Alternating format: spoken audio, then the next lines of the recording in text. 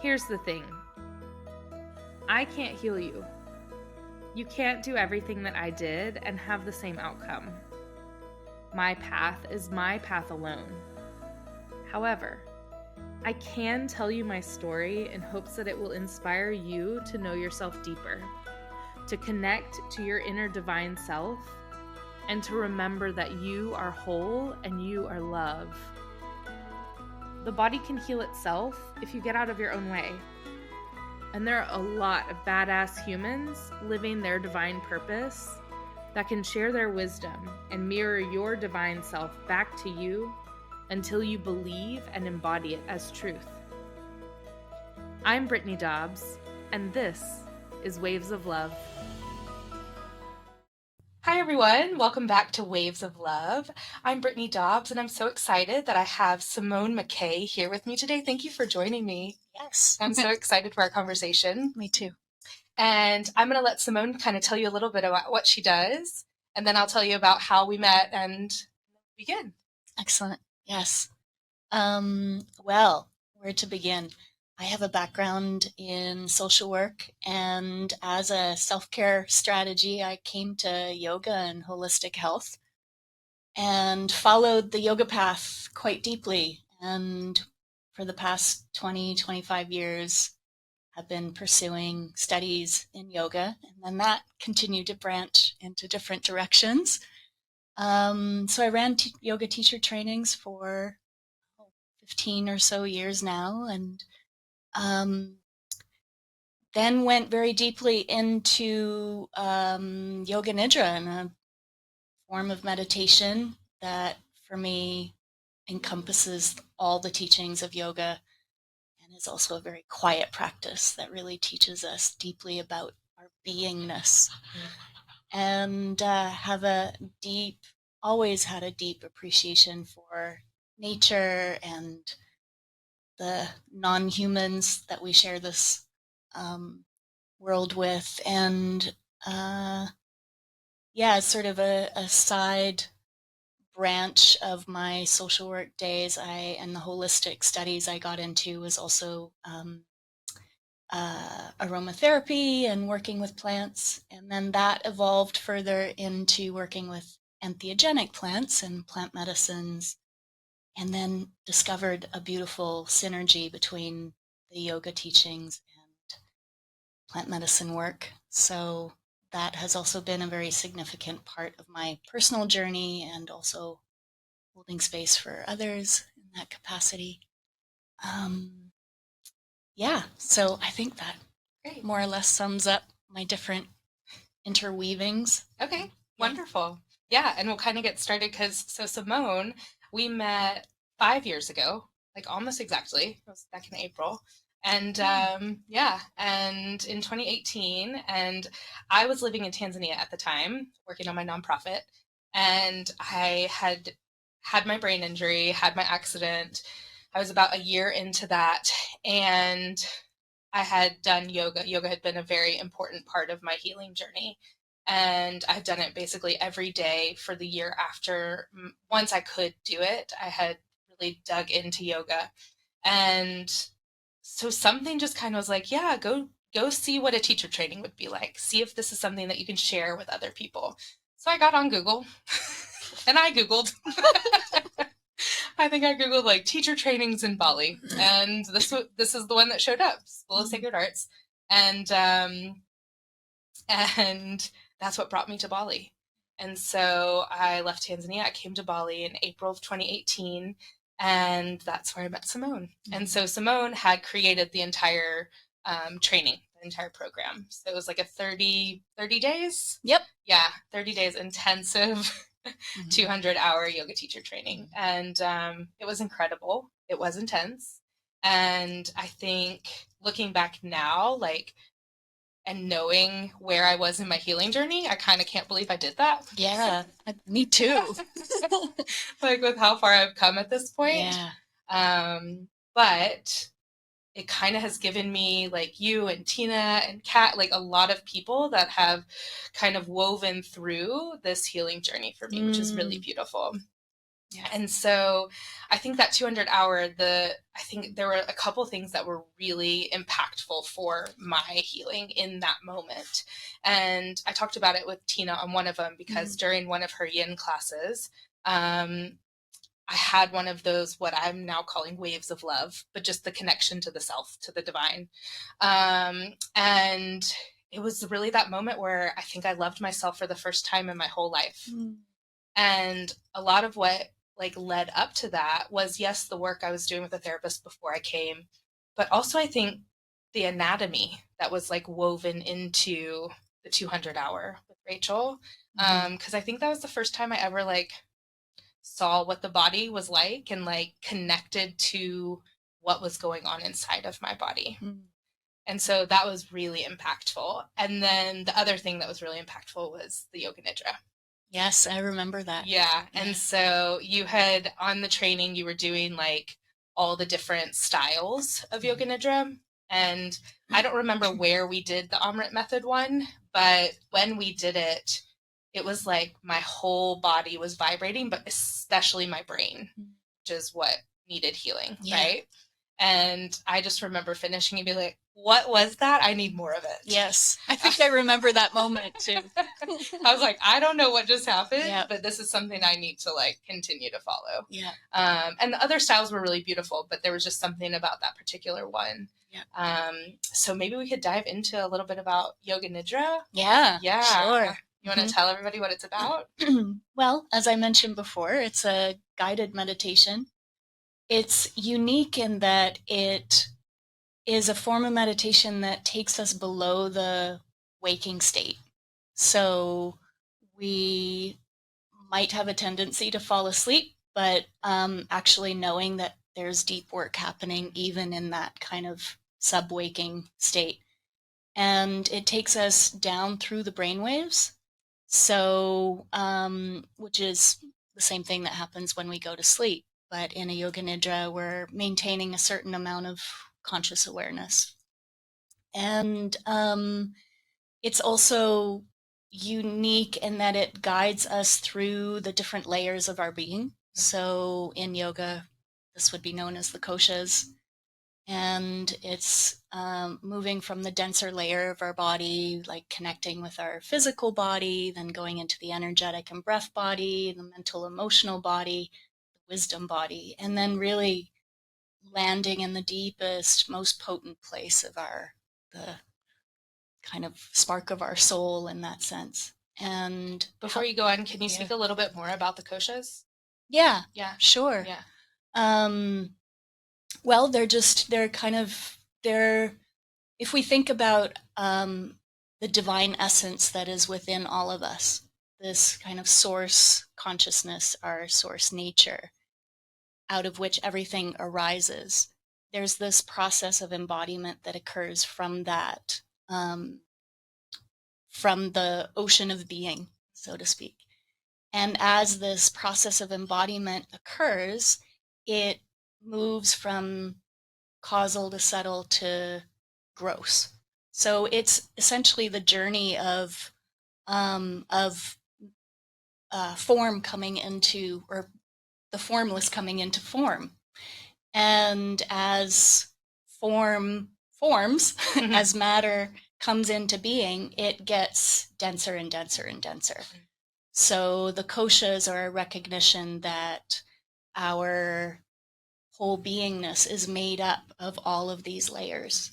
And what we see and what we're interacting with, is the grossest layer. So we see our bodies, we see our physical, everything that makes up our physical body is in essence the last densest form. And then all the subtler layers are our breath, the way energy moves in our body, our emotions, our thoughts, our deeper wisdom and intuition, which is all coming out of this spark of existence. And so you're working with all of that within Yoga Nidra. Yes. Yeah. Yeah. So Yoga Nidra, in a sense, is a lot of different smaller techniques that make up one larger method that is then guided in a could be anywhere between 10 minutes right up to 50 minutes of like a really deep nidra. I like the longer ones. Yeah. Yeah, they can drop me really deep.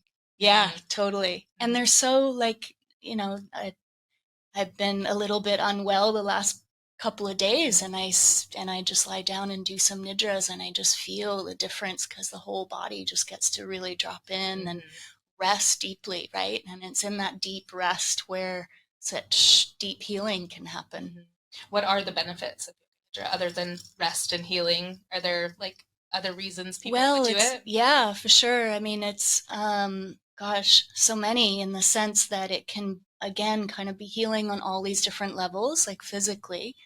The essence really is that when we can rest deeply, when our mind kind of can start to settle, then the deeper intelligence of the body starts to awaken. And so the prana, the energy, the life force that moves through us, knows very intelligently where to go in the body.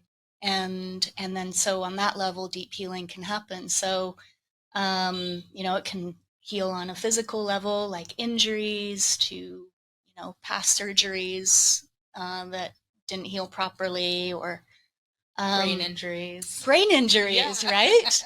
Yeah. And conditions like anxiety and depression and insomnia,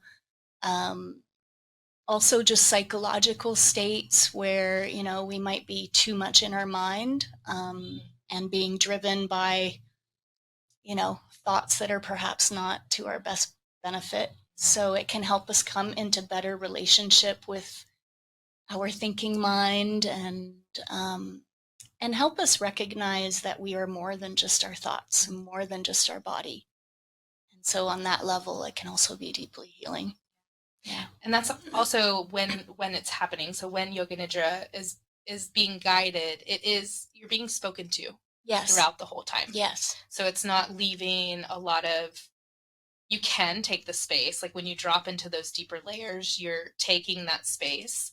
But also if you do have an active mind, it's a really great practice because there's always kind of something to come back to. Yes, exactly. And there's something that you can listen to, or there's the different techniques that, like one might be, the tension and release, where you're like tensing your body and releasing. And so that kind of like helps people with overactive minds to just kind of check in. Yeah, it's a great practice, especially for beginner meditators, as well as more advanced meditators. But just because it I think that a lot of the misconception around meditation is, I have to stop my mind.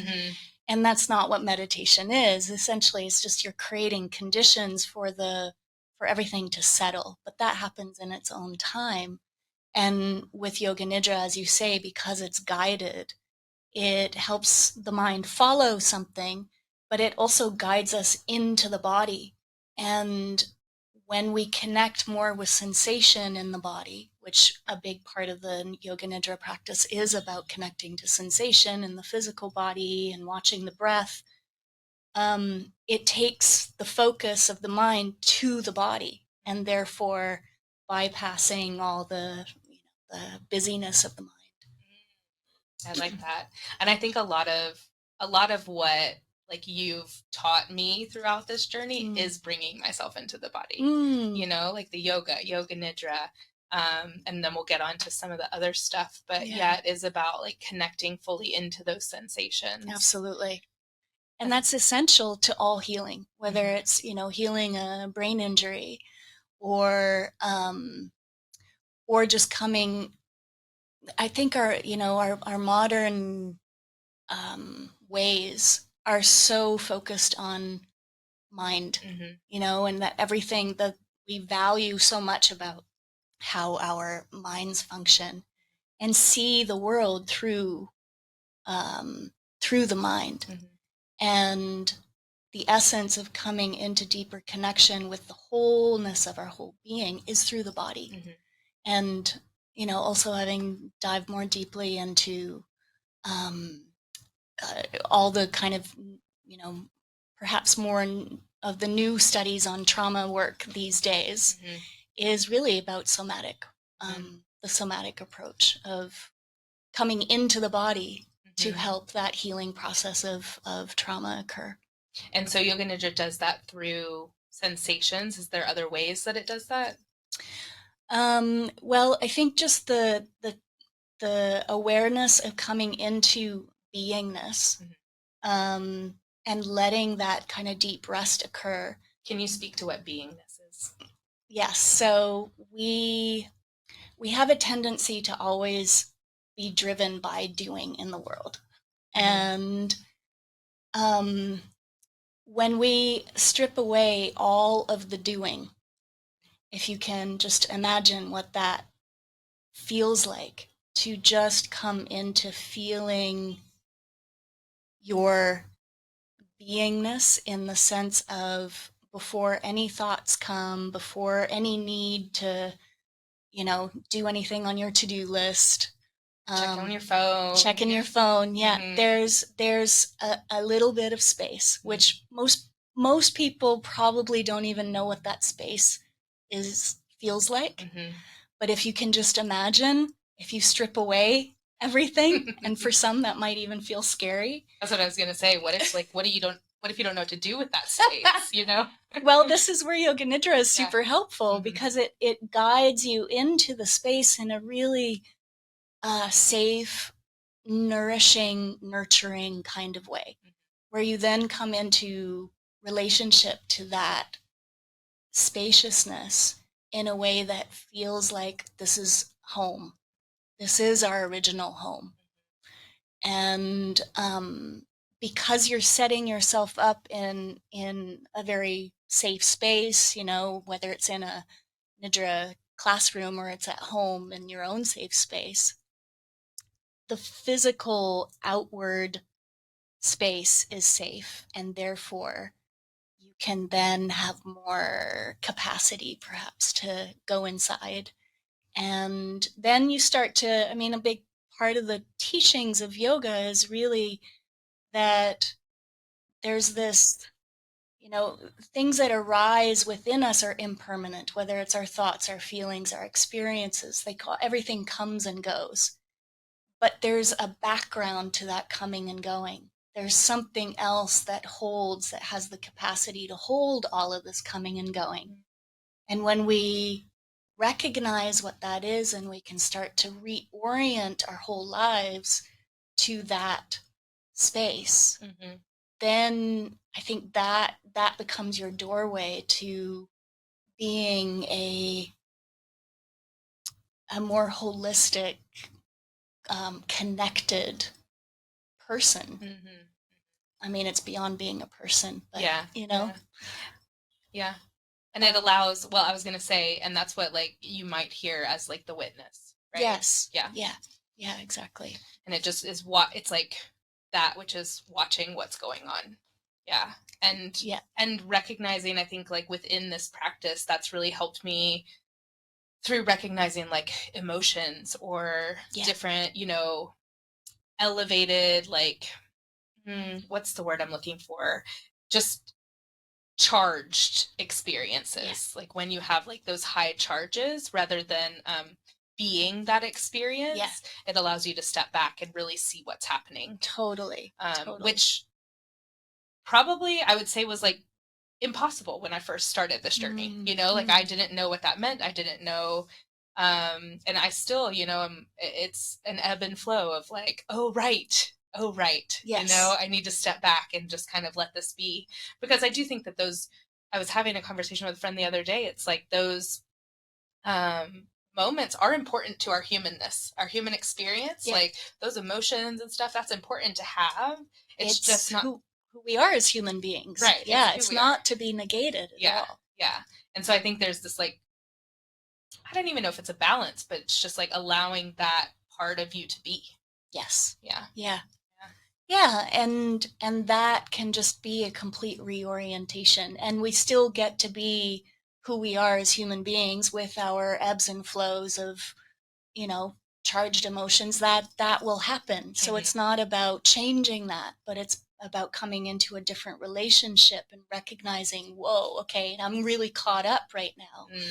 And there'll be moments where we forget that there's this other deeper witness consciousness, but we can train up the ability to come back to that more quickly and be more rooted in that. Mm-hmm. And I know that that's been a guiding force in my life as I've been on this path as well. And I feel that it's what makes us more human. Mm-hmm. This is about, the spiritual journey is actually about the human becoming more human. Yeah. Mm-hmm. Yeah. And that connection between that. Yeah. Yes. Like allowing both of those parts of us totally to be. Yeah. Yeah, I think that's what was so apparent is that way that you teach within the 200 hour that could be different from maybe a lot of the I mean, not to negate anyone's practice, but like things that I would find in the US, it just didn't like necessarily speak as deeply to me because of like the philosophy and just like the way that you are living this path. Yeah.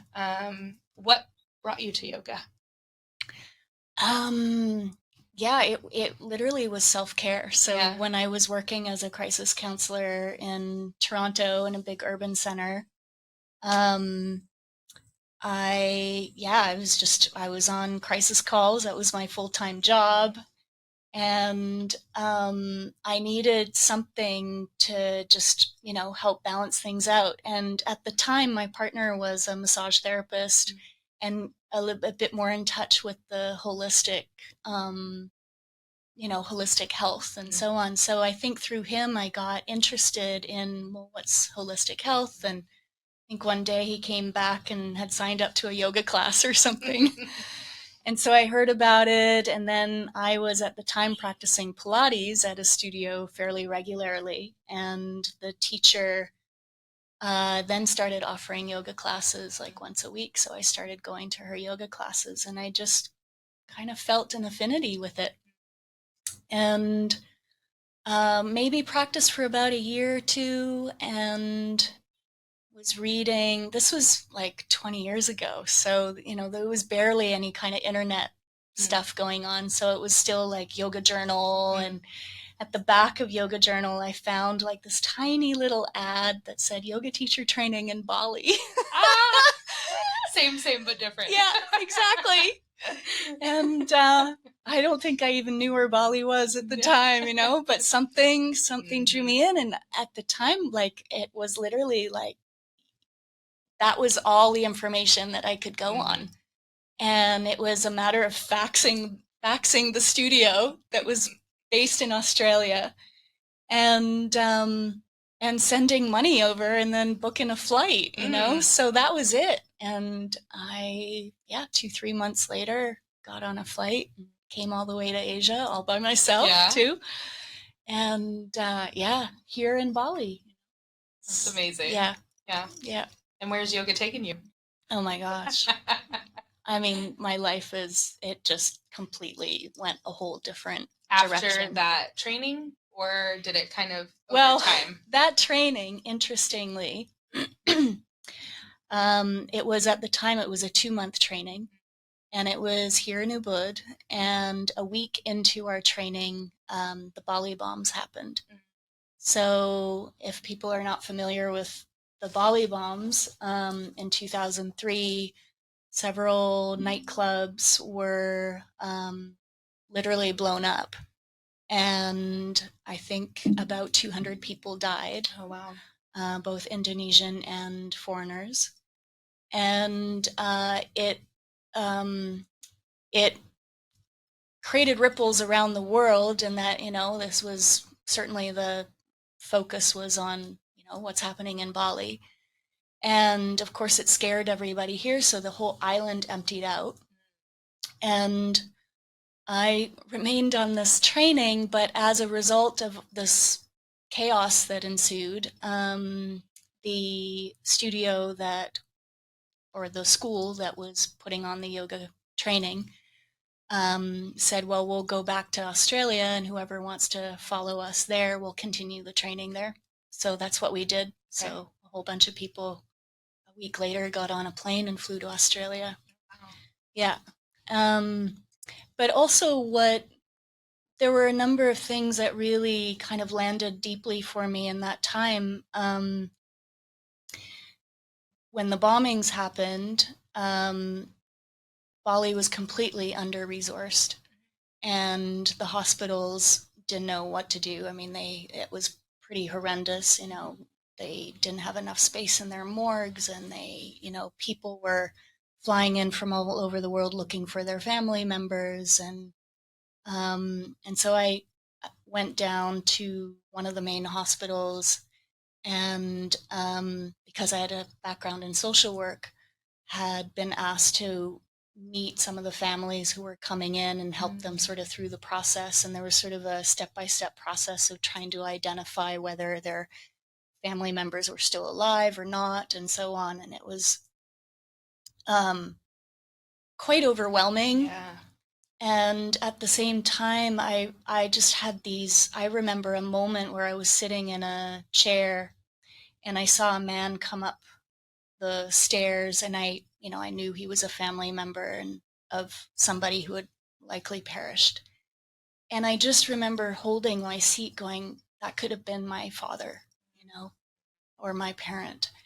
And just this deep gratitude for, like, I'm okay, everyone I know is okay, and feeling this tremendous sorrow for him, but also like a deep gratitude for how lucky I am. And there were a number of funny coincidences that happened the night of the bombings, where I actually was making plans to go to that nightclub, and then last minute other plans came up that I then said, yeah, sure, I'll change my mind and go there. So then in those moments you start to really like look at your whole, like, what changed my mind, what was that, what you start to kind of sense that there's a larger guidance happening. And so a lot of that sort of started to kick into gear. And then I went to Australia and I did the training. And then I had a couple of months to travel. And a friend who I'd met on the training, we ended up doing this amazing trip up and down the coast of Australia. And it was really quite magical because at the time we just allowed life to guide us. We didn't have a plan. We just knew we were driving north. Yeah.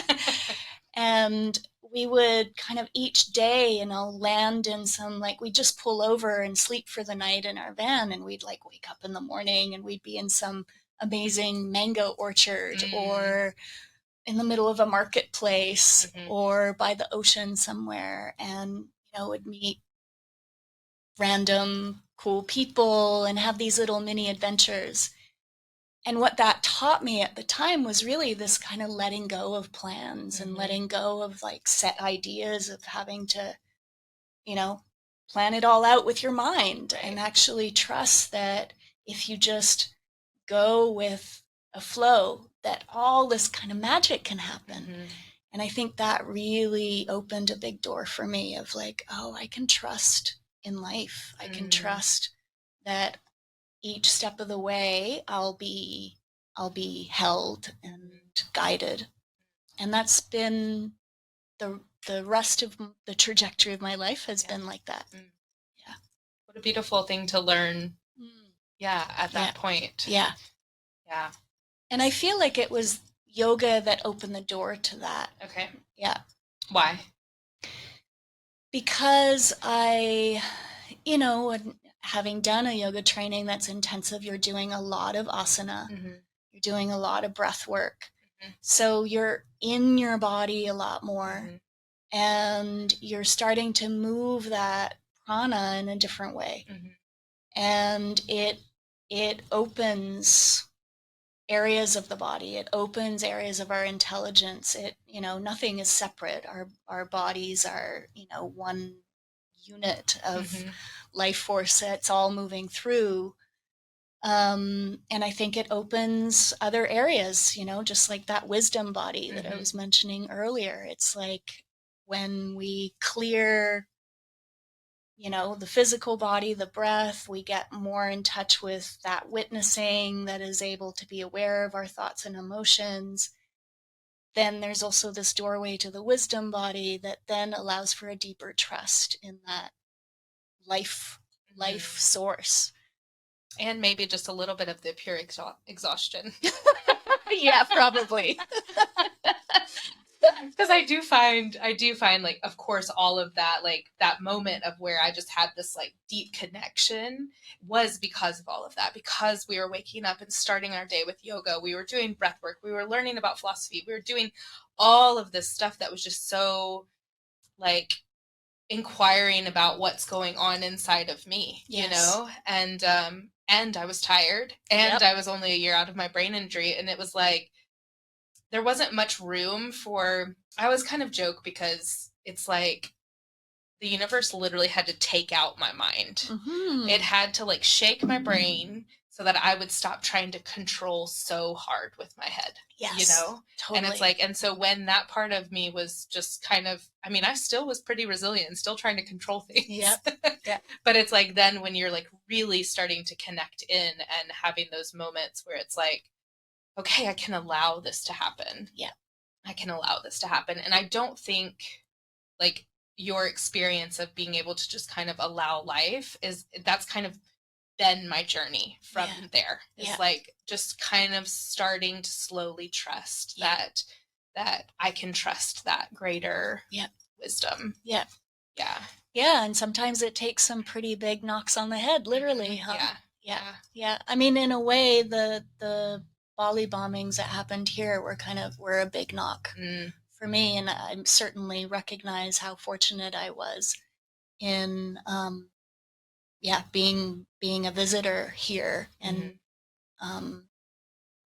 being able to leave without huge repercussions. And obviously it had a lot of repercussions on the Balinese people, both, economically as well as those who were affected by losing family members and everyone else here. But because I was in that field of that ripple effect, it definitely shook me in a way that I think also, like opened that awakening moment. Yeah.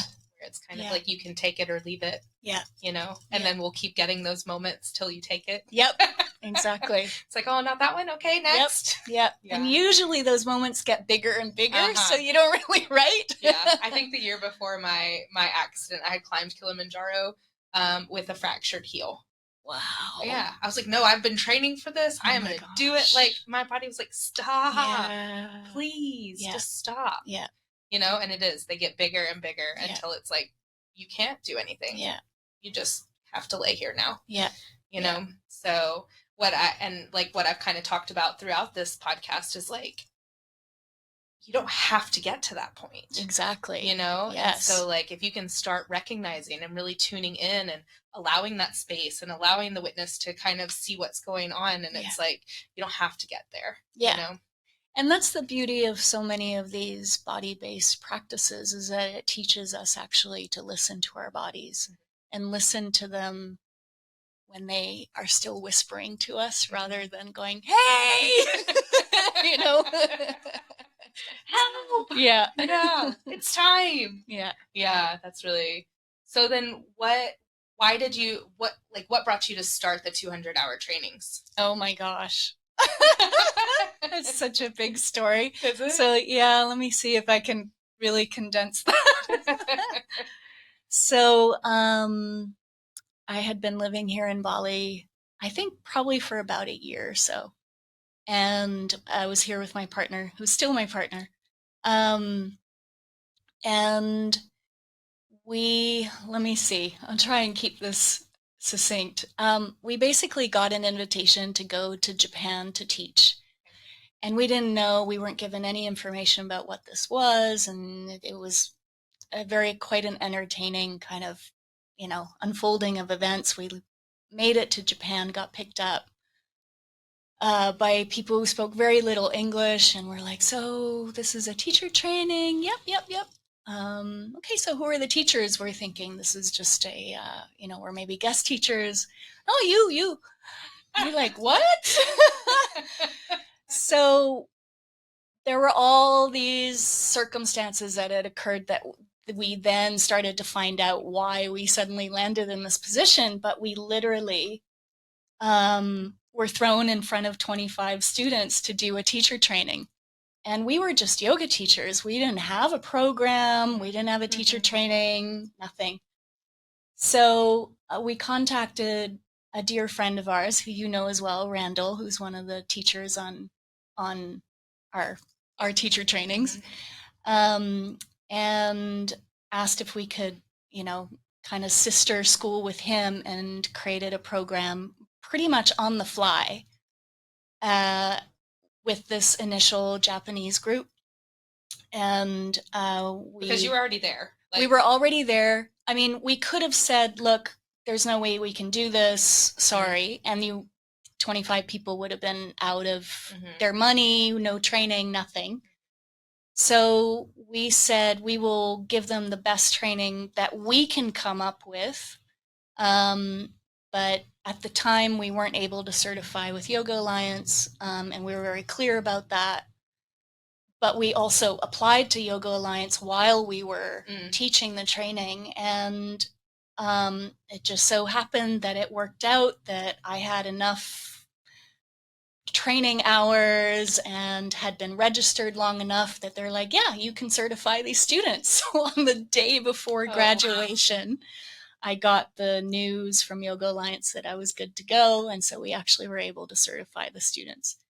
So, and we also came up with the name of our school at that time. Was a funny, like, late at night, the guy who was running, who had organized the training, who was quite a character, had taken us out for dinner, and we were driving up this mountain, and he's like, oh, you have to have a name, and we were like in this back of this bumpy car, like kind of going back and forth, and Troy and I are like, okay, School Institute of, and we're trying to come up with this name. And then Troy goes, School of, and we're like, School of Sacred Arts, School of Sacred Arts. That's perfect. So there we came up with the name, which became SOSA, School of Sacred Arts. And then we came back to Bali and were in conversation. The Yoga Barn was just starting at that time, so a big studio here that's kind of become quite the place. Yeah. And at the time they were just starting out, so we were in conversation with the owners about also creating a teacher training for the Yoga Barn. And a year or two later, it took some time until we really felt like we were established. We had a manual and not just showing up to teach. Yeah, exactly. And then we started running regular teacher trainings at the Yoga Barn, which we did for like 12 years. Wow. Yeah. And I think I did it like towards the end, right? Yeah, I think the last couple. You were 2018. 18? Yeah, that would have been our last year. That was your last year? Okay. Of running the 200 hour. Okay. Yeah. Okay. But I continued on with other types of programs and specializing more in Yoga Nidra. Yeah. Yeah. So Yoga Nidra, I wanted to go back to that because we, I think one of the main points that we didn't really talk about was that it's like you lay down while you're doing it. We talked a little bit about like it's an easy entry point for meditation, but it's like so easy. It is like the easiest way to enter into meditation because you are laying down and like we said, you're listening to somebody guide you. Yeah. So sometimes you'll hear it referred to as like a sleep meditation, right? Yeah. Well, Nidra means sleep. Okay. Well, there we go. Yeah. Sleep. Yeah. Yogic sleep. Yogic sleep. Yeah. So, but that's where you touch into it's not like our sleep that we're normally talking about, but it's like this conscious sleep that took me, I would say, quite a little bit of time to get into that point because I think when I first kind of started practicing it and I think once I had done that one at the training, I was doing it twice a day, like every day. I mean, for years to help my brain heal. And, but for a while, what I needed was rest. Yeah. And like when your body needs rest, you do fall asleep. Yeah. And so I think that was like a big point in the healing. It's like not not being upset about that, not being upset that like I wasn't reaching these other states. It's just like, that's just what I needed. Totally. Yeah. The body will always it'll tend to its biological needs before it can tend to its evolutionary needs, right? So, and we live in a culture that is pretty deprived, sleep deprived, right? So most people will likely fall asleep for, a period of time in the practice until their body is rested enough. And then you might then start to get into the deeper inquiries that come with the Nidra practice.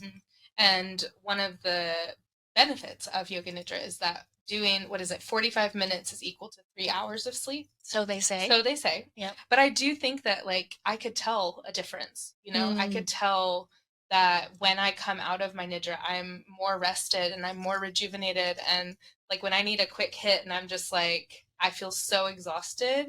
I need to like kind of do something to continue my day. That was a big part of like my healing journey. It was like, okay, I'll go do a Nidra and then allow myself to continue on with living. Yeah, I totally hear you. I do the same too. Like just to get a little, if I feel a little bit tired, I'm like, okay, I'm gonna do a Nidra, and then I might feel a little bit groggy afterwards, but then I pop out. Yeah. And what brought you to Nidra? That was also something that came to me quite a few years prior. It was early on in my own yogic journey, probably about 15 or so years ago. I think I slept through my first Yoga Nidra and then came across someone here in Bali who was guiding Nidras, and I got really curious about understanding the practice itself. And I went online, tried to find teachers and programs, and I couldn't find that much at the time. And I remember when I would Google, this is probably at least 10, 12 years ago, I'd Google Yoga Nidra, and iRest kept popping up. And I was like, iRest, what's iRest? And so I completely sort of, dismissed it. Really? Yeah. And then, and we laugh because iRest is one of the major kind of branches of Yoga Nidra. And I came... Which you have studied at this point. Which I have studied at this point, yes. And I read a book called The Meditative Heart of Yoga. And as I'm reading the book, I'm like, oh, this is great. I love this. And I'm looking at, Richard Miller. Oh, that's the iRest guy. So that's what got me interested. And I then pursued some training. So was iRest your entry It was point? It was the first kind of, like training that I did. Okay. And it's a great training in that even though it's called iRest, Integrative Restoration, when you do the training, it really has all the yogic teachings. I think I had dismissed it because I kind of thought, it's some kind of like hybridization or, and it really is very rooted in the deep, old, ancient teachings of the yogic. Yeah, I think I read that he changed it to that because he was working a lot with like military, and it was a more easy entryway. Exactly. Yeah, it was just he discovered Yoga Nidra through his teachers in the 70s and really like saw the magic of it. And back in the 70s, anything with yoga, it was like woo woo, I don't think that's a very good term, woo woo. It's a little bit out there. Or unusual. Yeah. A bit unusual. And so he then, he just, to make it more accessible, he then chose to call it iRest, Integrative Restoration. And I think now in some of the recent trainings that I've done over the past few years, he's like reintegrating Yoga Nidra into it because people are now, more familiar with it. Yeah. And then you've also studied the Amrit method, which is the one that I've also studied with Amrit Desai. And what I really loved about that is how, and I don't know, I haven't studied the other methods, so I'm not sure. But what I loved about her approach is how she talks about the science behind it. Yes. And I think that really connected for me because she talked a lot about the brain waves. And obviously, because of my injury, I was very interested in the brain. Yeah. And like, why is what's happening, you know, and how can me laying down listening to somebody be so healing and so energetic. I think that was like in the 200 hour when I experienced what was going on in my head was the first time I felt my energy. Right. And so it was a very like curiosity based thing as well, because I was like, what is this? And why does it feel so great? Yeah. And the Amrit method is very, very focused on the energy body, right? So we talked about the Koshas, and there's different kind of emphasis on different parts, different layers of our being. And the Amrit method very much focuses on the energy body because it's prana. It's very centered around prana and how prana moves through the body. So that's amazing that, you know, it just went straight to your prana body. It sure did, yeah. And then that's like taken me so many places since then. But and then you've also studied Total Yoga Nidra? Total Yoga Nidra, which is I mean, Uma Dinsmore Tooley and her husband Nirlipta Tooley, they're kind of they don't consider themselves the founders or, you know, the creators at all. They're kind of more a network of people that that have just kind of created a way of guiding Nidra in sort of more of a personalized way, which I really enjoyed having studied that because it's allowed me to also weave together Nidras in my own way, but really understanding the science and the method of it through the other systems as well. Yeah, that's what I was going to ask. So now you've kind of taken all of that and then do your own thing. So how do you approach it? Well, I mean, you know, I mentioned earlier my connection with nature, and so I will bring in a lot more nature elements, which is also the Total Yoga Nidra is a lot more kind of they weave in a lot of nature elements. And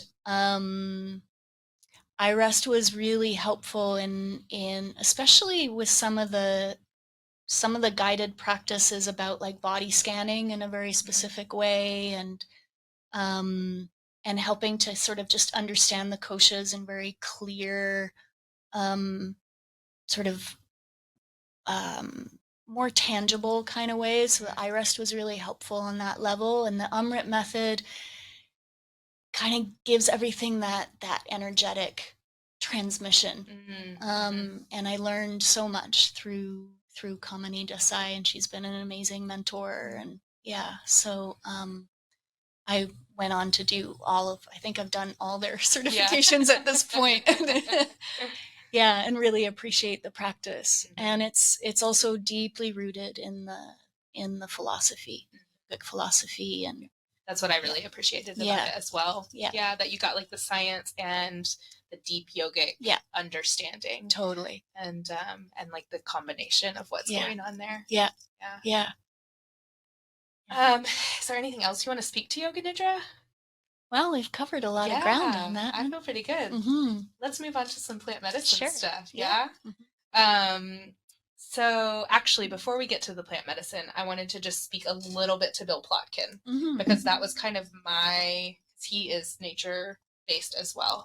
And I know you had recommended, I can't remember when you recommended that book, like his work to me, but I ended up going and reading, I think I read Nature and the Human Soul as the first one. And it's like this big. It's like a huge book. And it is so beautifully written. The way that he writes is like so poetic. But what I really loved about his work was, and you've done vision quests with him, right? I might have you speak to that in a minute, but I just wanted to talk a little bit about in Nature and the Human Soul, where what really spoke to me is he has these like two wheels of what's going on. And one wheel is like the egocentric way of living. And what he speaks to is how when you're living in that egocentric way, you're only making it to like adolescence. And so that just for me clicked really hard, because I was like, that's why that's why there's so much turmoil in the world, because we haven't made it past adolescence. We have, like, all of our, what you would say as elders are actually just living in like these adolescent ways of being. Yeah. And so I think what was so profound about that is then he like mirrors it to the soul centric wheel. And like when you're living in a soul centric way of being, like connected to yourself and your soul, you make it all the way around, through adolescence into the elder, into, I can't remember exactly how he speaks to it, but what was so interesting about that is I saw myself moving through it. Like, I saw the way that I was living before my accident.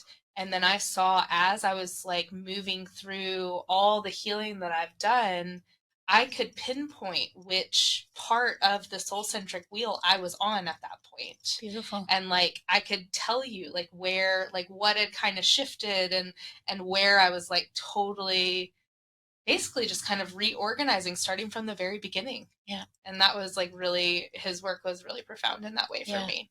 And he also gives a ton of different like exercises and resources and things that you can use in order to kind of do all of that work. But he also hosts vision quests, and that's not something that I have done yet. Not sure I will. I'm not sure. But can you speak a little bit about your experience with that? Yeah. Well, I've done two vision quests, 2 or 3. The first one I did years before I even came across Animas Valley Institute. And that was actually a big stepping stone between my moving back to Asia and leaving Canada. I did a vision quest, and it really sort of was a beautiful sort of ending of a chapter of my life and a beginning of a new chapter. And then years later, I had sort of this, again, sort of a deep sort of call to just want to go sit in nature and feel more connected to nature. And is that what a vision quest is? What is a vision quest? Well, yeah. Well, it's rooted in traditions of both the indigenous peoples of the Americas and Australia and perhaps around other areas of the world. But the notion really is that in order for this kind of healthy, for healthy individuals and a healthy community, people, for a time being, leave their village, so to speak, go out onto the land, have a certain focus on the land, certain things that are absent, such as food, comfort, in some extreme cases, even water, but not in this case. So essentially, you're fasting in the wilderness and calling for a vision, calling for clarity in your own life, but also in service to the community, so that you then return to your community with a contribution for the whole. And it's a beautiful practice, which I think reflects, certainly the imbalances we see in the larger cultures, modern cultures, but also how it may have also kept smaller communities intact, or in indigenous communities, that they really understood what it meant to keep a healthy community. And so there's also different ways of just holding space for each other as a community. So a big part of the Animas Valley Institute, the way that they hold vision quests in a lot of their trainings, is also through counsel. And the way of counsel is something that comes out of many cultures around the world. It's found in, a whole variety of cultures. And the essence is just, coming into circle and everyone being allowed to speak, and everybody gets to be heard. And it's kind of a practice that really is about going, speaking from the heart, being listened to from the heart, getting to the heart of the matter. So not sort of blah, blah, blah, blah, blah, blah, all over the place, but really getting to what's important and significant, and allowing it to be spontaneous, allowing it to kind of flow from, not again from the chattering mind that has a lot of stories, but actually a place of depth. And so in the vision quest that I did, a lot of these ways of holding space were a very significant part of that experience, as well as going into dream work and being in communion and in communication with the non-human others. Yeah. So really recognizing that we are all, unique but equally important parts to the entire Earth community, and that everything holds equal value and is valued, and that it really does away with a lot of our human superiority complex, and so part of when I did the vision quest, what I recognized was that there's sort of significant phases to a rite of passage. Like it's considered a rite of passage, and I think traditionally vision quests were often held for adolescence, like kind of that rite of passage from adolescence into adulthood. And so you mentioned before this kind of adolescent way of being that a lot of our cultures are caught up in. A vision quest can be a significant marker of taking us out of that adolescent way of being and bringing us into adulthood. And so that rite of passage has sort of 3 significant phases. So the first one is the letting go. What is it that needs to be not pushed away, but just recognize that it no longer serves. And then you come into sort of a threshold phase where it's like, you don't know, like the void. It's the void. It's like something's happening there, but you don't quite know what's coming. And then you come into the final phase, which is like the reincorporation phase. And I like the word reincorporation because within it is the body. It's like, how do you embody what you have brought with you out of that threshold, out of that void? And that is then the contribution to the community, to the larger whole, to society. And so when I did the vision quest, and this was very, very much a part of that experience, I thought, this is exactly what's happening in the yoga teacher trainings. In the month-long trainings that we were doing, I could clearly see, like, the first week, people are still kind of like settling in, and what's happening? What's going on here? And then once they settled in, that kind of second and third week was like the yoga is really doing its work on people, and you're breathing a lot and you're moving a lot and you're learning these whole new perspectives, and something starts to churn.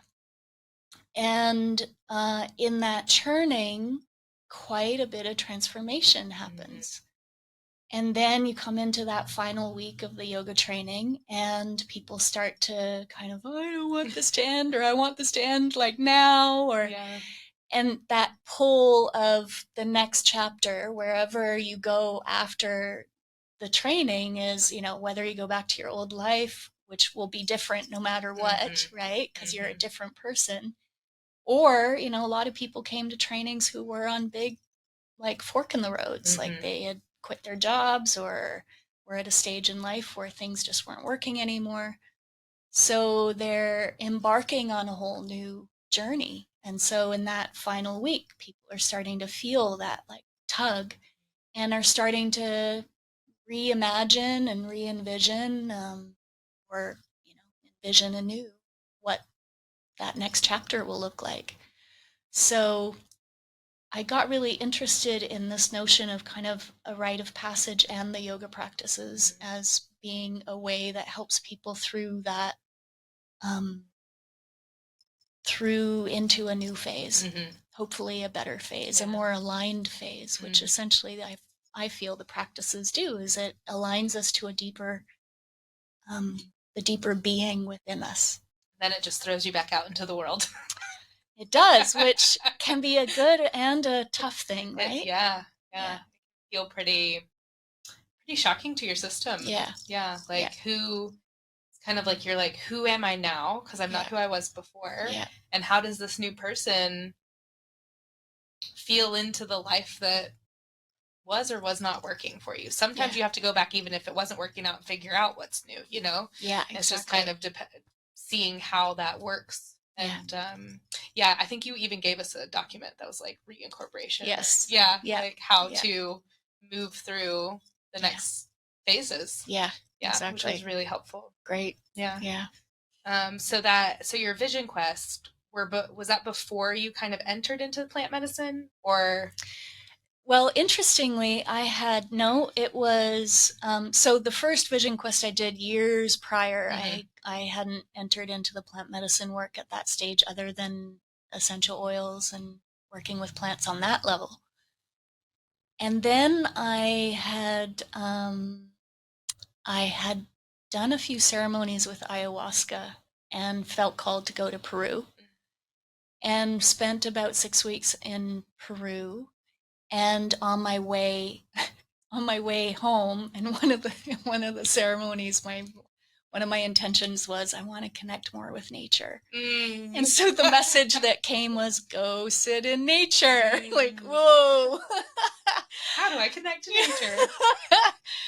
So I remember sitting at the Peru airport, and Troy, my partner, and I were we were like, well, maybe it's a vision quest. So that's how we found Animas Valley Institute. Okay. And so from that point, I then immediately signed up for a vision quest. I can't remember what the time phrase. Did you go straight to it, or? I don't think so. Okay. I think it may have been like 6 months later or something like that. And then that's when because we were already running the teacher trainings, and so I had that background, and then sat in the vision quest and saw how they came together. And then started, because I had been in Peru, had embarked on the plant medicine journey in more depth. So that became a very personal part of my personal journey. What led you to ayahuasca? I think many years ago I had met somebody. I was living in Thailand for a period of time and randomly met some woman who talked about having done these plants. I don't even think it was named at that point, but these plants in the Amazon, and I just felt my whole body go, what is that? And then it wasn't until years later, I think maybe the name dropped in, like ayahuasca, and then I was invited to a ceremony here, actually. And the first ceremony wasn't all that interesting. And then, I kind of felt like, oh, that's too bad. I guess that's not for me. And then 24 hours later, received another invitation and thought, suddenly I felt drawn to it again. And that second ceremony was really powerful for me. And then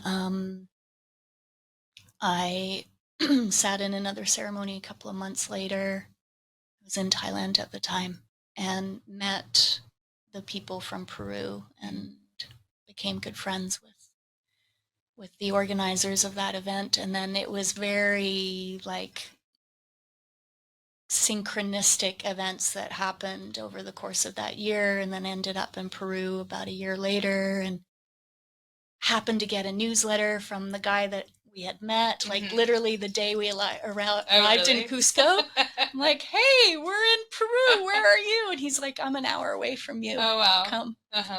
So so then it all just like it's like divinely guided, really.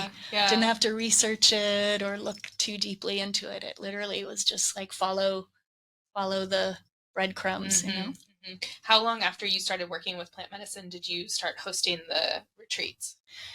I guess I had been working with the plant medicines for about 3 or 4 years on my own.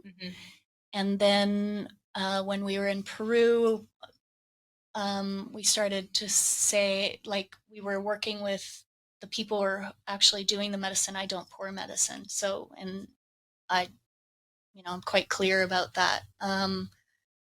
But because I could see that what people's experiences were in ceremony wasn't necessarily getting integrated well, but I could see that the yoga and yoga nidra and that could help integrate the experiences from ceremony. I could see that there was this really beautiful synergy. And so we just kind of brainstormed like, oh, why don't we run a teacher training in Peru and then give people the option to sit in ceremony once a week. And so we ran our first training. Kat Kabira was there. Oh, she was? Yeah. Oh, yeah, great. She was one of our teachers. And that was, we ran one 200-hour training there and then kind of felt like the 200-hour had too much structure. And I really felt like it needed to be more of a shorter event, but one that allowed for more depth with the medicine and the yoga to really help prepare and integrate the experience rather than it having all these, like, I mean, you know what a 200-hour is like. It's like, I can't imagine having done ayahuasca on that as well. Exactly. Oh my goodness. Yeah. It was like doing ayahuasca. Exactly. Totally. Over 30 days. It's its own journey. Yes, it totally is. Yeah.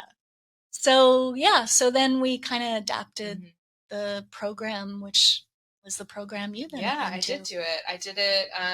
It was interesting because over, I had known people that had done it, and I was kind of like, I've never done anything like that. I'm not really sure how I feel, and I know you had told me to go check out this book like called Ayahuasca. I can't remember who it was written by, but I read it and I just like kind of sat with that, and I think one of the most important things that you told me was like, she will call you. You will feel the call if you're called to do it. Yeah. And so, like, over the next year or so, I didn't really feel the call, and I just kind of felt into it a little bit more. And I think I had a lot of healing that needed to be done before I could sit with her. Yeah. And so over like 2018, 2019, like 2019, January of 2019, it was like I kind of just survived after the brain injury. I like did the yoga training. I did Tina's yoga training. Like I did all of this stuff in 2018, and then I just hit a wall. I finally, my body just finally gave in at the beginning of 2019, and I was just like, I had to start from the very beginning. My nervous system just totally shut down. And so, but that led to a lot of healing in between that. And so I think it was, I don't remember when I applied, but I ended up coming in February of 2020 to Peru, which, what perfect timing. February of 2020, right? And it was like, I did feel the call, and I felt like it was important for me to be there. And I had two wonderful friends join me, which was so beautiful to have that experience with them. And, it was really interesting though, because let's see, we did Huachuma, San Pedro. Yeah. And why do you do that before the ayahuasca? Like, what was... Well, the idea is, and before I say anything further, I totally feel that plant medicine is not for everybody. Yeah. Right? So I appreciate that you really felt into whether you felt called to that. I wasn't doing it just because it was a cool thing to do. Right. I'm not interested in doing psychedelics for fun. Yeah, exactly. Sure, if people want to do that, okay, but maybe not with plant medicine, Yeah, I really feel that there is a reverence that's required for the plants, and for the people who do the work to pour medicine with integrity and... Well, because it's part of a native culture. Yes. Yeah. And it has a long history. It's 2, 3, in some cases, I think it's even said 5,000 years of Wow. use among indigenous cultures. Mhm. Um, and like all things in our world these days, a lot can be abused. And I think that there's a lot of abuse that is happening with the plant medicine. So for me, it's just like with yoga. It's it can help us with our healing, with our self-inquiry, with and that's and also to come into deeper relationship with each other as well as the planet. Mm-hmm. And so for me, each other meaning you and the plants and humans, yeah, okay. Just in general, Mm-hmm. that we come into our hearts more, and as we come into our hearts, we connect with all beings, right? So yeah, for me, it's important to just,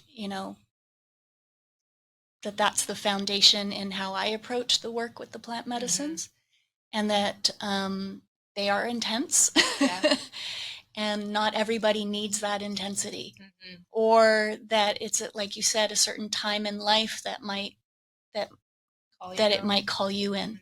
Yeah. Yeah, and I appreciate that you do it with integrity. Thank you. Yeah. So your question was? My question was, so we worked with Huachuma before we entered into the ayahuasca journeys. Yeah. And kind of what was your idea behind that? Well, Huachuma is, it's certainly a long journey. It can be 10 to 12 hours, but it's a more like, you do it during the day. The lessons that come from it can be a little bit more tangible. Whereas with ayahuasca, it's at night, it's very kind of, turned inward. It can be scary at times. Whereas Huachuma has a little bit more like you're kind of still grounded on the earth. It's considered a heart medicine, so it can really open up the emotional channels and be deeply healing on that level. It can soften us a bit. It can give us sort of a taste of what it's like to be in an altered state of consciousness, which, by the way, is also why Yoga Nidra is such a great practice, because it actually works with altered states of consciousness, but in a way that, like, you can still open your eyes and be like, oh, okay, I'm here. I've got this. Yeah. Whereas with the plant medicines, you're in for the ride, and if you're not comfortable with it, you have to ride it out. You have to wait. Yeah. Yeah. So yeah, Huachuma, that's kind of the main reason I think that we've placed Huachuma as a way to enter into the field of altered states. And had you worked with Huachuma quite a bit? Yeah. Yeah. I came to Huachuma, which is also known as San Pedro. So it's a cactus. I started working with it quite a bit later than ayahuasca, but also did some intensive work with it. I was living in an area in Canada, actually, where it was beautifully held in community by some elders, including some Indigenous elders, and really just got so much depth from it, and was also really exposed to the teachings of the medicine wheel, which, you mentioned Bill Plotkin, that, they've also taken a version of a plant medicine wheel, which essentially, sorry, not plant medicine wheels, but medicine wheels. And medicine wheels are inherent to many, many cultures around the world. I mean, it's really just a sacred compass that that recognizes our holistic being as a part of the whole ecosystem of nature. So now I've lost my train of thought again. It was just like you were talking about the Huachuma and how you'd gotten there. Yes, right. So I had some really beautiful experiences in that community. And then I also spent some time in Peru with some mentors, working quite intensely with several weeks at a time, just with Huachuma in a solo capacity. And that was quite deep and profound too. I love the medicine. Yeah, I Truly. think that was my first plant medicine to work with that. Yeah. That was, but I do think, like you said, the yoga nidra, me having been doing that 2 days, I mean, 2 times a day for like years at this point Yeah. was, but like I also said, going with the flow maybe isn't my favorite thing to do, you know, like at that point or just throughout this journey, it's definitely one of the things that I have the like little bit of tug of war with. But like that full surrender. Yeah. And with Huachuma, I mean, you know, with plant medicine, you do have to surrender because you're in it, you know? Yep. And you're in it. And, you know, it was a beautiful journey for me.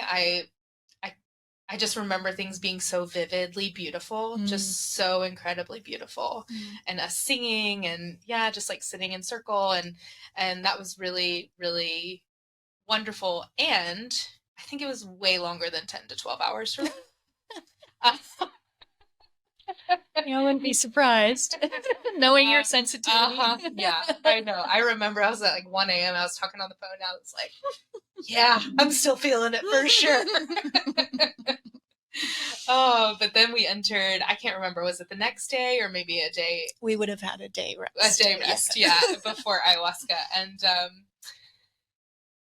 and so then we sat in circle and did the ayahuasca journey, and I think that was tough. Yeah. That was tough for me.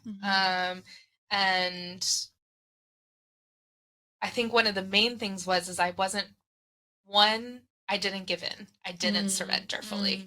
I think I was like one of the first ones that started feeling sick. I like didn't feel well. And I was like, I could definitely like purge at this moment, but I sure don't want to be the first one. No. Yeah.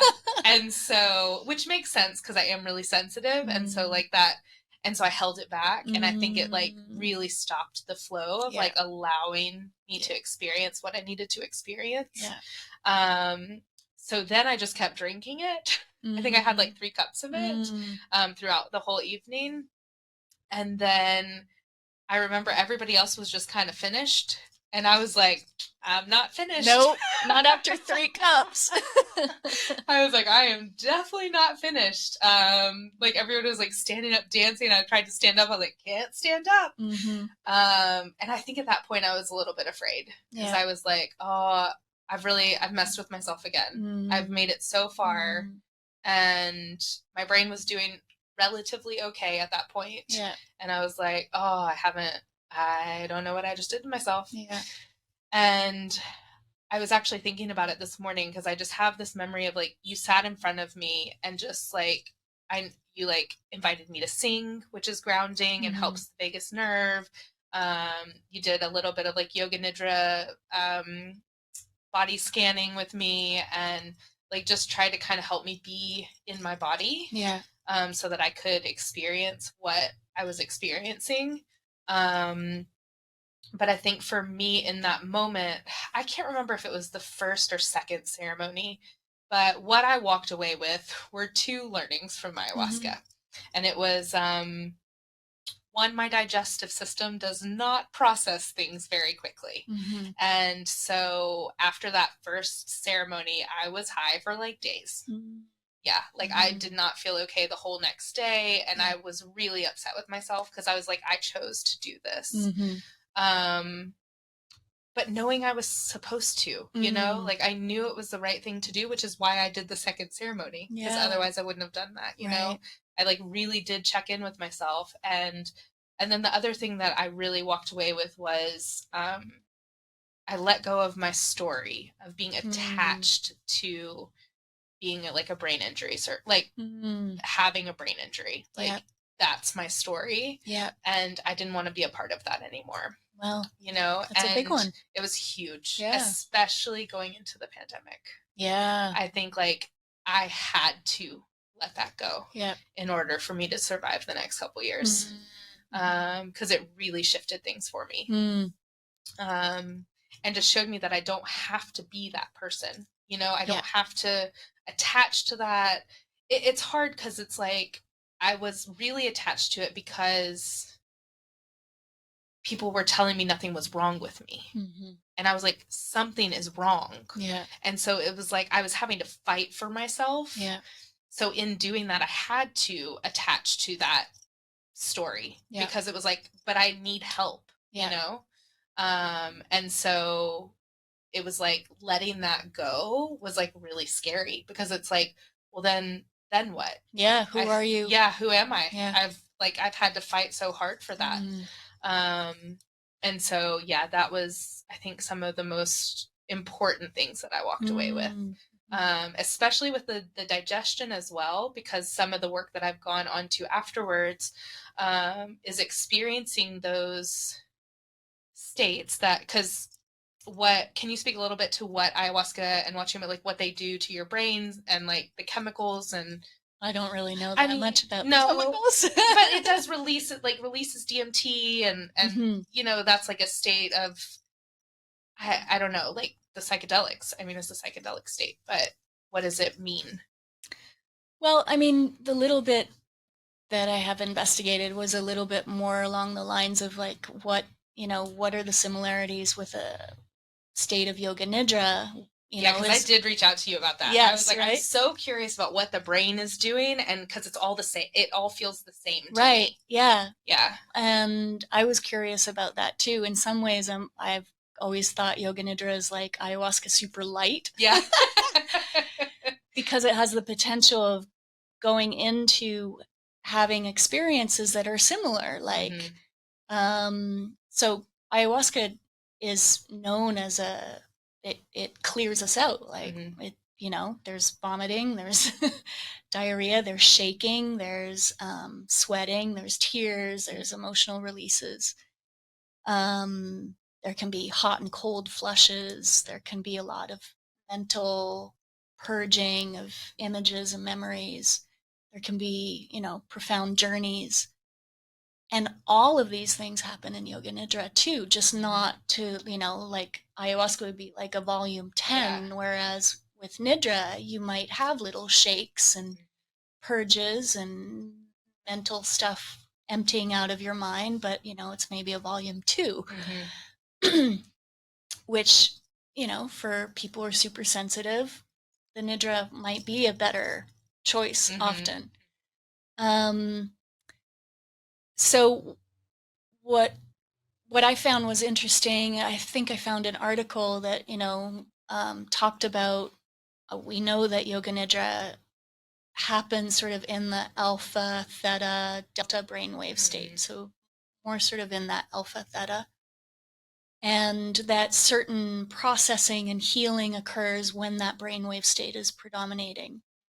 And tests that they've done with ayahuasca also indicate that those brainwave states are predominating. So things like that I find are interesting, but I haven't gone into a lot of depth of like I'm not that nerdy on the science level, but I am super interested on the kind of what is happening in the neuroscience, So I know, those are the little bits that I know about. I guess it's not even like specific things, but I guess it's just more the similarities of like what's happening when you're in those states and how those states bring you to yourself. Yes. And bring you deeper into knowing. Yeah. And just like recognizing that those are all access points. Yes. And so I think that's kind of one of the things that I took away, because I was like, okay, so that was really intense for me.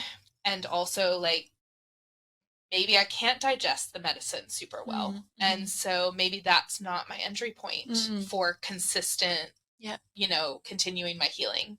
And so then that's kind of where I had found Dr. Joe Dispenza's work and started accessing, because obviously the Yoga Nidra was an incredible tool. But I felt at that point it wasn't like super resonant with me at that moment. And I think it's because it is more of a like laying down, it's not a very active type of state to be in. And so I was feeling, I think I needed a little bit more of a push at this point. And so then the meditations that I was doing with Dr. Joe had more activity. I was doing like more like walking meditations and breath work and all this stuff that was then bringing me into those same states that ayahuasca also brought me into. And so I had just like, and he does a lot of the science on the brain waves and how you access those. So it's just interesting because it's like, it's all kind of the same, but different, right? Totally. And so I think that's what's really incredible is that if plant medicine or if meditation is not for you, there's different ways that you can, yeah, know yourself deeper. Yeah, exactly. And Yoga, different, you know, all of totally. it. Yeah. And it's different stages of life too, Mhm. right? Like you can see that one thing was necessary to get you to the next Mhm. thing, and isn't that It what all just kind of life is like? unfolds. Yeah. Yeah. Mhm. Yeah. And so then let's see, is there anything else you want to share about plant medicine? Um well, I know like you are deeply connected with nature and that mhm. is like a big part of your like the way that you teach Mm, and the way that you kind of like move through life. So, yeah, yeah. totally. Well, the thing that I'm super interested in these days is animal communication. Oh, that's fun. And what I mean, there's more and more people, that you can find online who are sharing about Mhm. it. And, there was even like a summit recently on interspecies nature communication. And, Okay. and what I find super fascinating about it, and it really is kind of a no-brainer if you really understand the essence of all these things, but like the yoga philosophy, what we're accessing is the deeper being within, Mhm. the life force that lives within all of us, which is one unified life force. Mhm. And so, of course, there would be a way to connect with all living beings, Mhm. regardless of their shape and form. Mhm. So, I mean, yeah, I've just been reading and watching, different people who are skilled at animal Mhm. communication and really tuning into how they're doing it and what they're doing. Mhm. Um, and I think it's becoming more and more known, although it's probably still kind of hidden out in the Yeah. outskirts. Yeah. But it fits with, the same understanding of like what these deep wisdom traditions point us to. Um, they all fit together. Yeah. Yeah. I I was in Glastonbury in like June or July this year and there was a woman who did some sort of, I don't know, soul reconnection. I don't know what I was doing. But she was like, you're going to work with animals. And I have actually found myself over the past, however long that's been, like almost a year. I've been doing a lot of Reiki on animals. Ah. Like I'll just see like, cause especially in Bali, there's so many animals that I just like, I'm like, but I have to be really careful about where I spend my energy. And I'm like, I Mm. know that's not my job. Yeah. Yeah. That's somebody will do that because there's Mm. so many caring people here, but Mm. that I can't invest my energy in Mm. that, but I can do Reiki for them. Yeah. So like if I see like an animal who's like, I don't know, hurting or something, Mm-hmm. I'll do some Reiki on them when I get home. Oh, nice. And so that's something that's like really interesting to me as well because I've had a couple friends whose like pets have passed away and they've like had conversations with them Yeah. and yeah, so it is really interesting. Oh, well, I can got some resources and stuff Yeah. that I can Oh, turn you okay. onto. That's Yeah. exciting. Yeah. Um, so then I wanted to jump into how the kind of the somatic work that you Mm. have started kind of integrating into Mm. everything and doing with the plant medicine as well. Mm-hmm. So I came to Thailand and I Mm-hmm. had it was like, gosh, this is what, like 4.5 years later from that initial moment. But after 6 years, had finally integrated like my full the trauma, the brain injury, and it had just fully integrated at the end of October. I come to Thailand, and Simone lives there, and we were just having lunch, which was great. And there was something about safety, and I had actually had a dream that was like Simone's gonna help you ground, and I was Mm. like, cool, like we're gonna have lunch, you know. I just hear voices. Oh well, I shouldn't say that, but like I get messages sometimes that are like, Yeah. and I was like, okay. And so she started talking about like you started talking about like the somatic work that you were Mm. doing, and I think because of what I had gone through over the last few months before that full integration, I was really noticing like the dissociation that I was experiencing. And like we had talked about, everything that I've done over these years is really about like bringing myself into this body. Yeah. And so I think it was one, it was more apparent because I'd had some like the motorbike accidents and stuff, but I also think it was more apparent because I was more aware of when I'm in my body and what it feels like, Yeah. and then what it feels like when I'm out of my body. And then also having those two moments of like, but how do I get back in? Mm-hmm. You know? Mm-hmm. And so you kind of started talking about that, and we talked about like what like the felt sense of safety is. And could you speak a little bit to that? And maybe like the somatic work? Yeah. And then I'll keep going. Yeah. So this is kind of the next evolutionary chapter of my journey. Having, practiced yoga for so long, but then also recognizing that there's yet another layer to actually, just coming into the body as opposed to sort of hanging out in our minds again, where we're like, okay, what keeps me safe, and then you kind of make up something in your mind about what might feel safe. But that might be very different than what your body actually needs to feel safe. And because the body holds an enormous amount of intelligence, in fact, I think, it's probably holds the majority of our intelligence as opposed to our brains. When we can connect into inviting the body to show us how it might feel safe or what it needs to feel safe, we then actually get to know what safety feels like, as opposed to just having an idea of what we think feels safe. And there's something very different in what we think feels safe versus what actually feels safe. Because your body is constantly scanning, right? Like we're always scanning. Am I safe? Yeah, I'm in this room. I'm with you. Yes, I'm safe.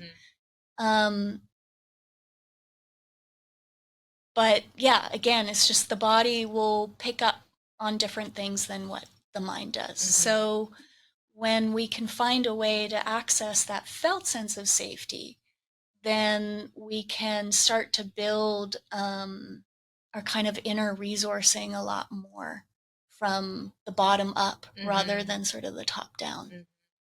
Yeah, and I think at that point I'd obviously done a lot of top down work. Right. And I'd done some body up work, but because of my experience within my body this lifetime, that it's not always been my favorite place to be. Yeah, sure. And so that's the case for many people. Yeah. And so I think what was really beautiful is you were like, okay, well, let's just try some stuff, And I'm like, okay. I close my eyes and I'm like, out of my body, and it's like immediately just jump out. But I think just working with you, doing some like, it's kind of like trial and error, which was really amazing because it kind of still gave myself some authority over what was happening, Totally. And it's like, let's see how this feels. And then once I connected with that sense of safety and just like gradually allowing it to like expand, it's like, okay, right now I can stay in it for like 5 seconds. Right. Great. But where did I notice it? How did it feel? And maybe next time I can access it a little bit longer. Yeah. And then the other thing that we kind of did that was really cool was, it was cool for me. Was the nervous system stuff where we were talking about like the freeze and the fight and flight. Yeah. And I think what was really interesting is like noticing when I'm in freeze and what can bring you out of freeze, and then when I'm in fight and flight and what can bring me out of fight and flight. Because what I've noticed within my experience, which possibly is experience for a lot of people, is you kind of like ebb and flow in between those states. Sure. And so it's like, which one am I in? How am I noticing what it looks like? What's your experience with? Yeah. Well, I mean, I certainly am no expert on No, this stuff. yeah. I'm still in my own learning with it. But I find it fascinating because it does give us tools to become more aware of, like, just, we go through these, our autonomic nervous system is wired to peak into fight, flight, at certain times of the day, right? We get activated, get an email that's like, right? Or, and then the body naturally, if it has no way of dealing with fight flight, it can go into freeze. And, we can get stuck in these certain states given our past and our past experiences and so on. But what I find helpful and insightful is that it's bringing awareness to just knowing that these are the cycles that the body goes through, and that we're essentially, to find balance, to come into this window of tolerance where we can start to expand that window of tolerance, which sort of ties back to how we started off this whole conversation of that beingness. That is kind of the zone of window of tolerance, right? And when we get spiked into these activated states, we come out of that zone, and then we're no longer in touch with our self, right? And then we get really stressed and go into survival states.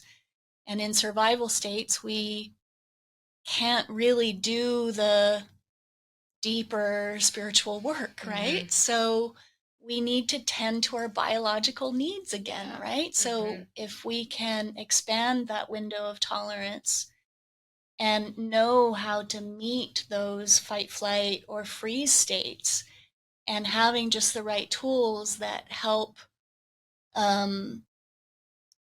kind of discharge the energy that is perhaps, happening in those activated states, or knowing how to bring ourselves out of the freeze state,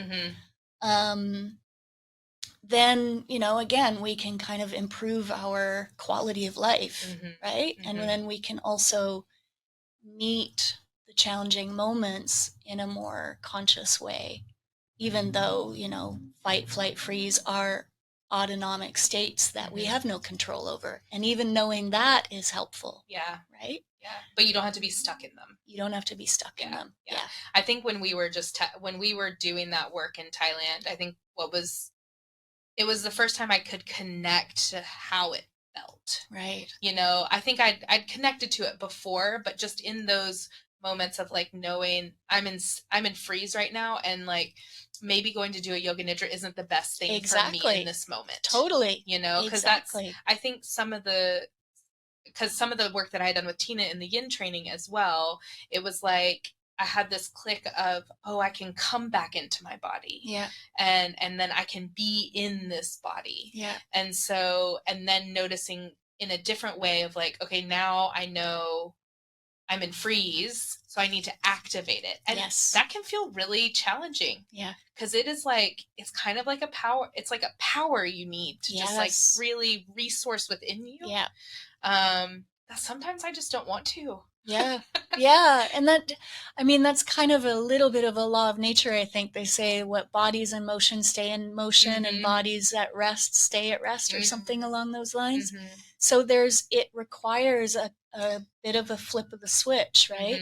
And it's a little bit of the medicine wheel happening there, where, you need kind of the antidote. You need the opposite to sort of bring you back into equilibrium. So if you're very, kind of stuck, you need some activation of energy. If you've got a lot of energy going, it needs a discharge to come back into that kind of equilibrium state.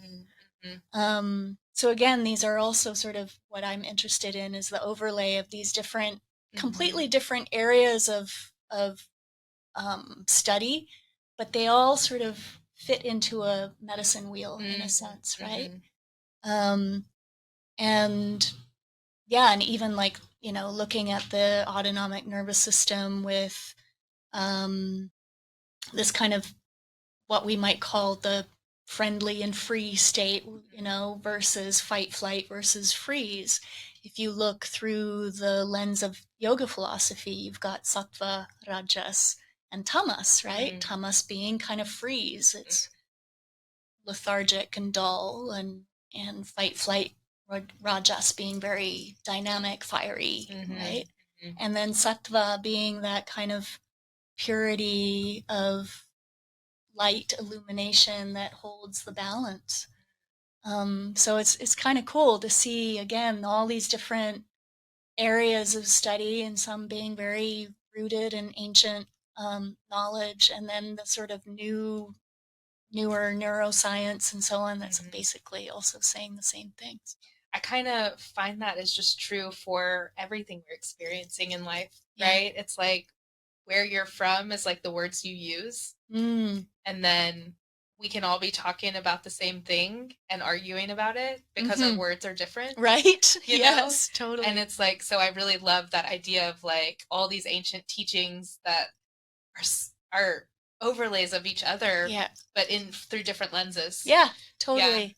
And all the lenses are pointing to the same thing, right? The self. Yes, exactly. Exactly. Yeah, which is really beautiful. Yeah. Yeah. And then you're using all of this, like the somatic work, and you're kind of combining it all for like plant medicine integration and preparation. Do you want to speak a little bit to that?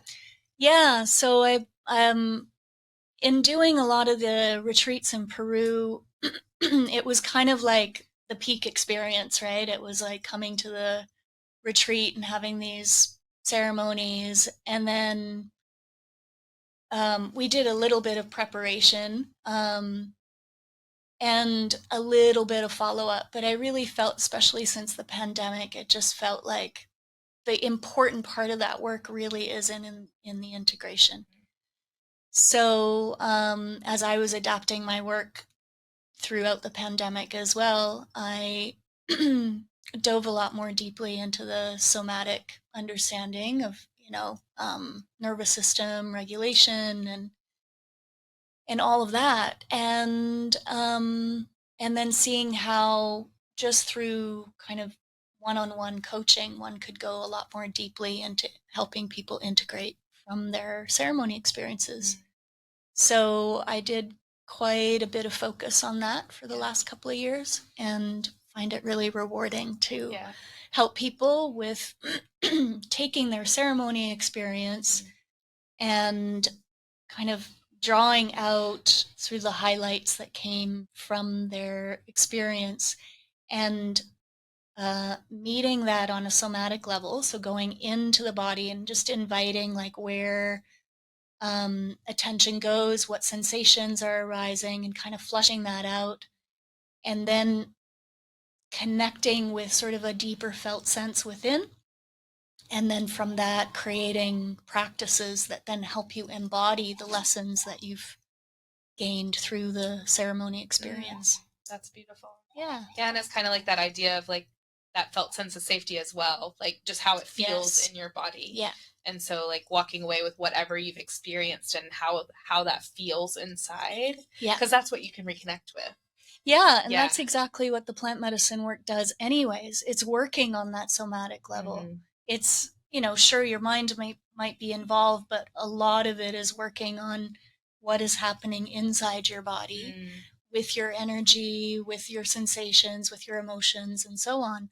And and so in the integration process, we have a way of actually meeting that again, and then keeping it alive in a sense, rather than it kind of just becoming a memory or an experience you had in the past, where it kind of gets forgotten or just sort of gets a little bit dissociated from the experience itself. And I think that's what, like, over the course of the yoga and the yoga nidra and the plant medicine and the somatic stuff, and it is just like, and that's why I've called this waves of love, because it's like it is those moments that you can then tap back into.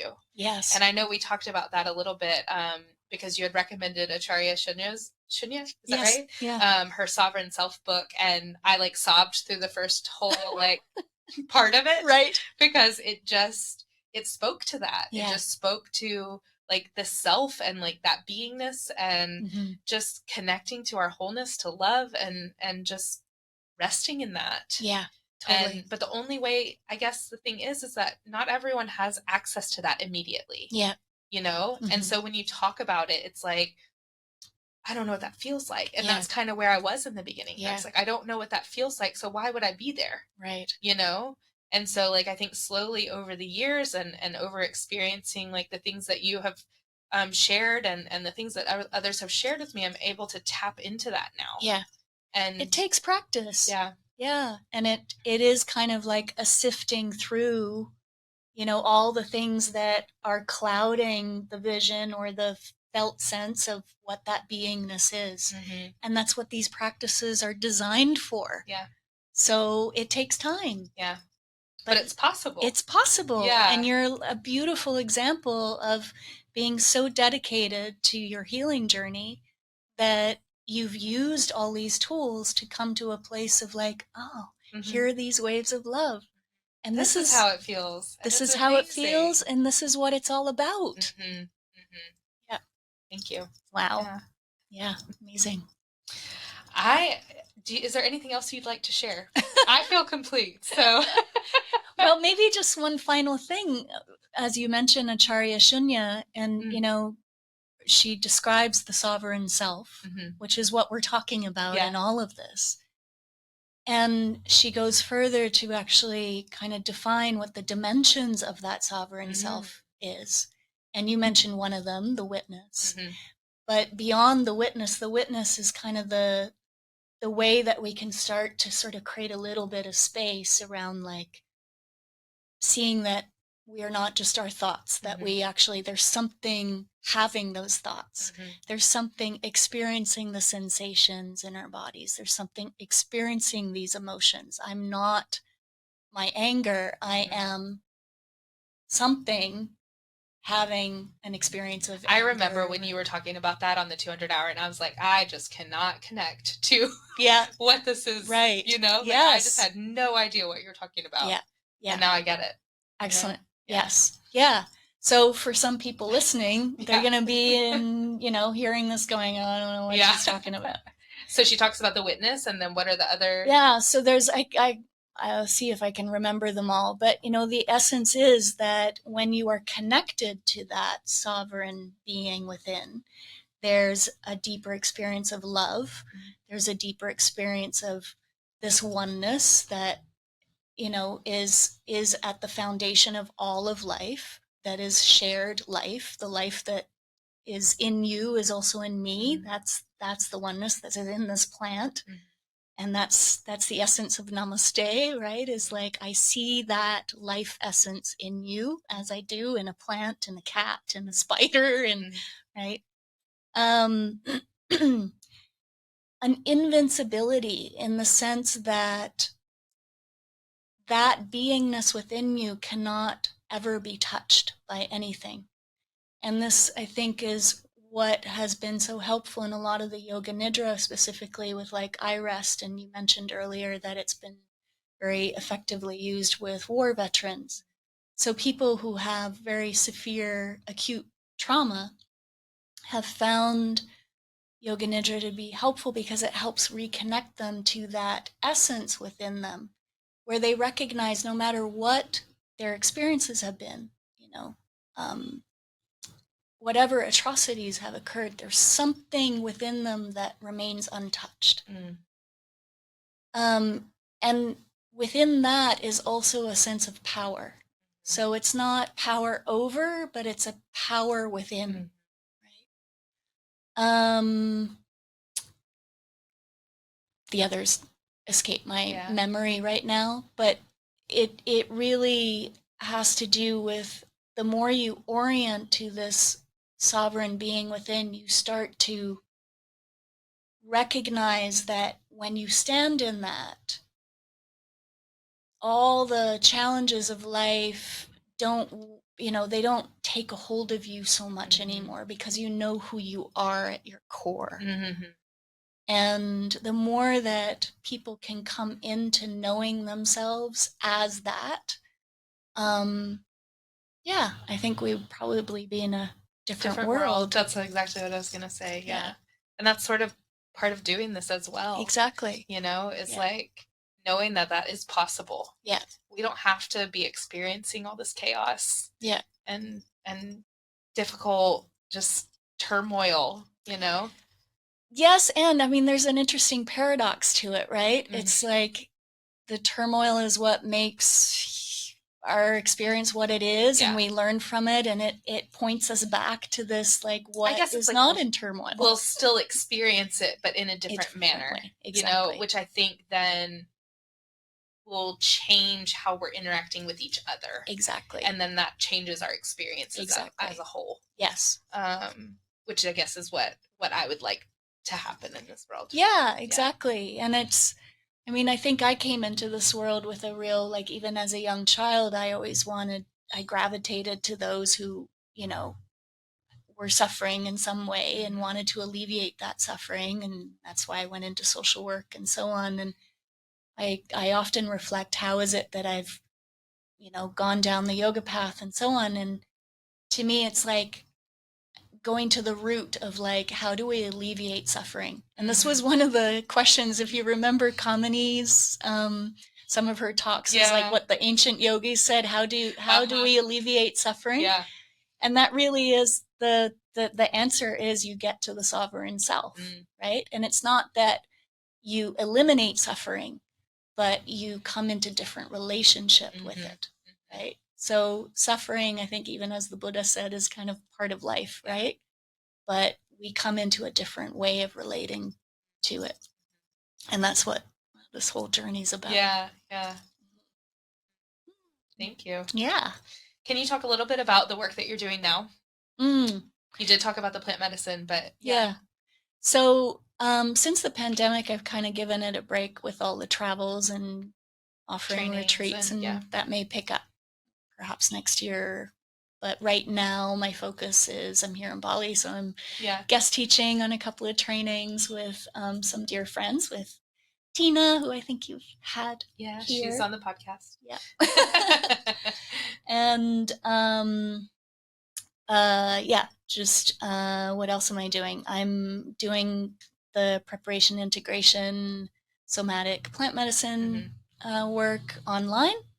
So that happens just one-on-one if people contact me and want to do that kind of work, and just kind of holding the container around if they're doing any kind of psychedelic work. And then do general coaching, which I call soul-centered coaching, because, well, it's all about getting to the center of all of this, right? And that reorientation. And so I have different programs online that people can sign up for. I also do a Yoga Nidra mentorship online, so that can either be done one-on-one or in small groups. And I think that sums it up for the moment. Great. Yeah, and it's always an evolving thing. Always. So I may yet step back into running retreats and trainings. We'll see. Yeah. But you're guest teaching on quite a few at the moment. Yeah, at the moment. Yeah. So that's where you can find Simone. Yes. And I'll post all of her info and website under the podcast. And thank you so much. Thank you. It was a real pleasure. It was a real pleasure. But also thank you for guiding me through some of the things that, you've done over this journey for me. I really appreciate it. Thank you. Yeah. And you're one of the people I do this for, you know. It's like, if I hear one or a couple of your stories like yours, it's like, oh, right, this is why I do what I do. So thank you. And thank you for coming today. Of course. It lined up perfectly. This was so fun. Yeah.